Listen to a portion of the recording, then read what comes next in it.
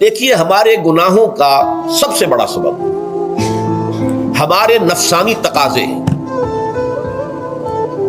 ہم ایک حیوان بھی ہیں اور حیوان سے برتر بھی کچھ ہے، وہ میں بعد میں عرض کروں گا، لیکن حیوان تو ہے۔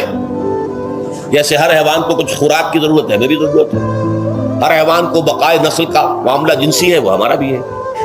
ہر حیوان کو کوئی نہ کوئی سر چھپانے کی جگہ چاہیے، کوئی گھونسلہ ہو، کوئی کھو ہو، کوئی بل ہو، کچھ بھی ہو، اسے چاہیے آخر۔ اسی طریقے سے ہمارے سارے تقاضے ہیں۔ حیوانات کو بھی آرام چاہیے، ہمیں بھی آرام چاہیے۔ یہ حیوانی تقاضے جو ہیں، جن کو ہم کہیں گے اینیمل انسٹنکٹس، ہمارے وجود کے اندر ہیں یہ، اور ان کا تقاضا ہمارے اندر سے ابھرتا ہے۔ اسی کو اڈ اینڈ لیبیڈو کہا ہے فرائڈ نے۔ جدید نفسیات کا بابا آدم جو ہے وہ فرائڈ ہے، اس نے اسے اڈ اور لب سے تعبیر کیا ہے، اس سے اوپر سیلف کو لایا ہے، اور اس کے بعد جو ہے وہ سپر ایگو ہے۔ تو یہ تین درجے اس نے متعین کیے ہیں، اور میں اس کی دقت نظر، ایکیوٹی آف آبزرویشن کا بہت قائل ہوں۔ اگرچہ نظریات کا جو نتیجہ اس نے نکالا ہے وہ غلط ہے، لیکن ایکویٹی آف آبزرویشن کا قائل ہوں کہ اس نے انسانی شخصیت کے تین لیولز کو آئیڈینٹیفائی کیا۔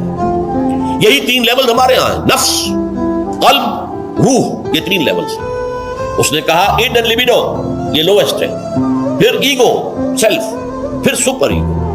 تین لیول وہ بھی مانتا، اگرچہ ان کی تعبیر اس نے غلط کی ہے، لیکن جہاں تک اڈ اور لیبیڈو کی تعبیر ہے وہ صحیح ہے، وہ حیوانی تقاضے۔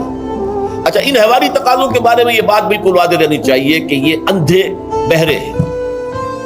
انہیں صرف اپنی گریٹیفیکیشن، اپنے تسکین سے جو ہے ساری بحث ہے، اس سے کوئی غرض نہیں کہ حلال ذریعے سے ہو، حرام ذریعے سے ہو۔ پیٹ کھانے کو مانگتا ہے بھوک کے اندر، اب آدمی جو ہے حرام کے اندر بھی وہ بیٹھتا ہے، یہاں تک کہ خود شریعت اجازت دیتی ہے کہ اگر جان پر بن جائے، آدمی جو ہے وہ فاقے سے مر رہا ہو، تو وہ کوئی حرام چیز کھا کر بھی اپنی جان بچا سکتا ہے، لیکن عام حالات میں نہیں۔ لیکن ہو سکتا ہے ہمارا چٹخارا جو ہے وہ حرام کی طرف ہمیں لے جائے۔ کسی کو واقعتاً اللہ نہ کرے کہ سور کے گوشت کا چسکا لگ جائے، وہ اس کے بغیر بچتا ہی نہیں، کھاتا ہے۔ شراب کی عادت ہو گئی، پیتا ہے، یہ نہیں۔ تو ہمارا پیٹ مانگتا ہے، اور اسے اس سے غرض نہیں کہ حلال سے کھایا ہے یا حرام سے کھایا ہے۔ ہماری شہوت اپنی تسکین چاہتی ہے، اسے اس سے غرض نہیں کہ حلال سے یا حرام سے، جائز سے یا ناجائز سے۔ اسی طریقے سے ہمارے تمام تقاضے جو حیوانی ہیں، ایک تو یہ کہ بہت زوردار ہیں، اور چونکہ وہ اندھے بہرے ہیں، لہذا جو قرآن میں کہا گیا ان النفس لامارۃ بالسوء، یہ نفس تو بدی کا حکم دیتا ہی ہے۔ یہ گویا کہ اس کے اندر رجحان جو ہے انہیرنٹ ہے کہ وہ بدی کی طرف انسان کو ترغیب دلاتا ہے، چاہے وہ اپنی ضروریات سے متعلق ہو، چاہے چٹخاروں سے متعلق ہو، چاہے جو بھی لذت اسے درکار ہے اس سے متعلق ہو، چاہے وہ جنسی لذت ہے اور چاہے وہ طعام کی، یعنی جسے ہم کہتے ہیں کہ انسان جو ہے وہ اپنے پیٹ اور فرج کا غلام بن کر رہ جائے۔ اس بات آپ بھی خاموشی سے پڑھ لیں۔ بہرحال ان چیزوں میں نے یہ سب کچھ بیان کیا ہے، تو اس سے جو میرا مقصود ہے وہ یہ ہے کہ معلوم ہو جائے کہ اس میں کوئی بڑی بنیادی بات نہیں ہے، نہ یہ کہ جو حنفی ہیں وہ اس حدیث کا انکار کرتے ہوں کہ لا صلاۃ لمن لم یقرأ بفاتحۃ الکتاب، کیسے وہ انکار کریں گے؟ اور نہ ہی کوئی جو حنبلی ہے یا اہل حدیث ہے وہ قرآن کی اس آیت کا اختلاف کر سکتا ہے کہ اذا قرئ القرآن فاستمعوا له وانصتوا، لیکن یہ کہ اس کے پھر اس سے جو احکام کا استنباط ہے اس میں اختلاف ہو جاتا ہے، تو اس کو نہیں سمجھنا چاہیے کہ یہ کوئی بہت بڑی اہمیت والی بات ہے۔ بات کہ جو فرض نماز ہے اصل اہمیت اس کی ہے۔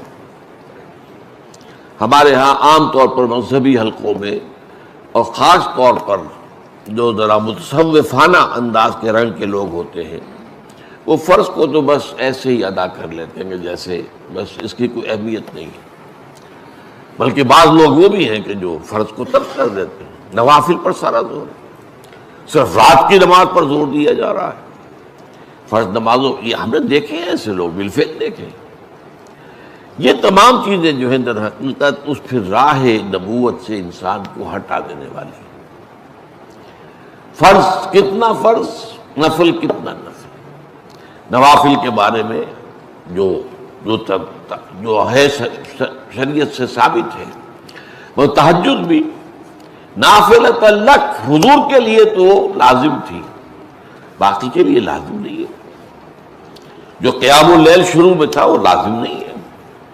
ہاں رمضان مبارک میں اس کی تشویق ہے، ترغیب ہے، وہ خاص ایک مہینہ ہے، اس میں دن میں کھانا پینا جو ہے وہ حرام کیا گیا، تو رات کو 2/3 رات یا 1/3 کم سے کم 1/3 رات جاگو اللہ کے قرآن کے ساتھ، اللہ کی کتاب کے ساتھ۔ تو یہ اصل میں جو توازن ہے یہ جو ہے بہت ضروری ہے۔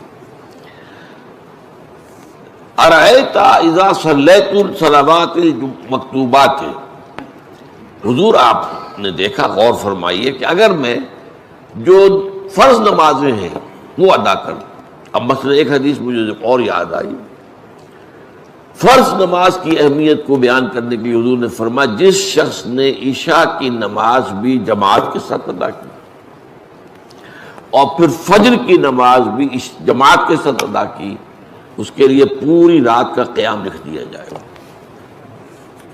فرض کی یہ اہمیت ہے۔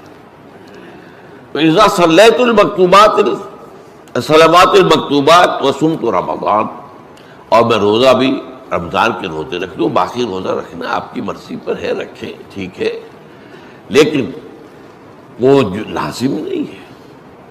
نجات کے لیے لازم جو بیس لائن ہے وہ جو عبادات فرض، اس کے بعد جتنا آدمی اضافہ کر سکے، حالات کو بھی دیکھے۔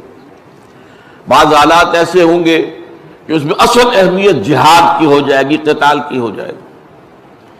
اب ایسا حال بھی ہو سکتا ہے کہ اسلامی نظام قائم ہے، اسلامی حکومت قائم ہے، نظام خلافت قائم ہے، تو اب قتال کا معاملہ جو وہ حکومت کے ذمہ ہے، حکومت انتظام کرے گی۔ اگر کہیں 10,000 آدمی چاہیے، 10,000 آدمی نکل آئے چل جانے کے لیے،